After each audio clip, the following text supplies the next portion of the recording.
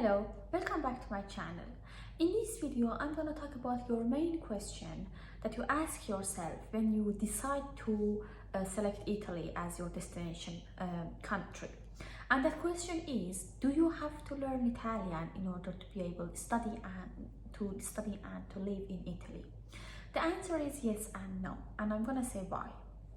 Fortunately, in Italy, it is possible to select a program, to select a course that is being presented in English language. So not necessarily you don't have to learn Italian in order to get admission for a university in Italy. The problem with this is that there is not flexibility that much as you think. The thing is, the case is not in this condition that you select a program and you choose your language for that program. It can be a case for some universities and for some programs, but not all the time. So usually the number of courses that are presented in English are less than the number of courses that are presented in Italian. So you should find the course and the program that is presented in English if you don't want or you can't learn Italian before coming to the country. And this may result in a decrease in your options. It can be a case that you are interested in one course, in one program, but that course is presented in Italian. So in that case, you cannot get admission for that course unless you pass an Italian exam of a specific score in order to get admission as a requirement for that program. So if you are interested to study in English, that's fine. There might be some possibilities to find a program in one of the universities all around Italy. But if you find a program that requires Italian language, you should pass the Italian exam and present it as one of the documents that is for the admission process. It is the case that in some situation, the course is presented in English, but as one of the requirements in order to graduate in that program, you have to pass the Italian exam as one of your courses, which was the case for me when I was studying in Politecnico di Torino in Italy. So in this case, one of your courses is Italian language exam, and you have to pass that exam, which can be a written exam, and it was a written exam for me, but it can be a different case for other university. So you should pass this exam as one of your courses in order to graduate. And in this case, you have to learn Italian. But the beauty of it is that you have 2 years, 3 years of time in order to learn Italian, and you have this time to improve within the Italian friends that you have and to get the chance to pass this exam. And the other thing is that even if you don't have to learn Italian, if you are in English course, I highly recommend that you learn Italian. The reason is that, well, the official language of the country is Italian. So obviously the people in the city, people in the towns, and the cultural growth is with the Italian language. So if you want to be in communication with people outside university, or in communication with your Italian friends inside the university, you have to at least try to learn this language, even if your course is presented in English, and in that case it makes it easier for you to be in connection with people and to be able to show that although you are studying in English, but you are trying to mix with people and to understand the culture and to get involved more with the social life in Italy. And it makes it easier to be in communication with people, and at the end to find a job after your studies.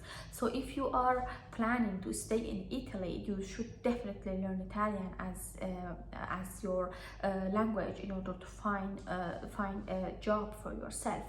If you are planning to stay in Italy after your studies, it usually ends up in the situation that the interviews of the jobs are in Italian. So it happened to my friends as well, that they were selected by recruiters when they were applying for a job, but because the interview was in Italian, they didn't even attend the interview because they weren't able to communicate with the interviewer in the interview. So It's like a very basic requirement, although sometimes it is not mentioned in the job advertisements, but it is a very valuable factor for the for distinguishment between the other candidates, and it is highly effective in the recruitment process. So if you are planning to stay in Italy, it should be your first priority alongside with your studies to learn Italian and to try to improve at least as much as you can until end of your studies. And the thing is that it's fortunately there are several classes that are presented in the universities, usually in all of them, and also in the churches all over the cities, that they have like free courses for Italian. So you can attend them, and the whole point is to have these free courses for students to be in these classes in an economic way and to learn Italian. So it's a very nice opportunity that you can find a proper time for a church that has the classes, and you can attend them, or you can attend them in the university, like in between of your other courses as well with your friends. So it can be a very nice opportunity to learn this language freely with the knowledge that is present in these classes. And the other recommendation that I have is that even if you are not planning to stay in Italy, I still recommend it for you, because I never planned to stay in Italy after my studies, but I still was trying to learn this language.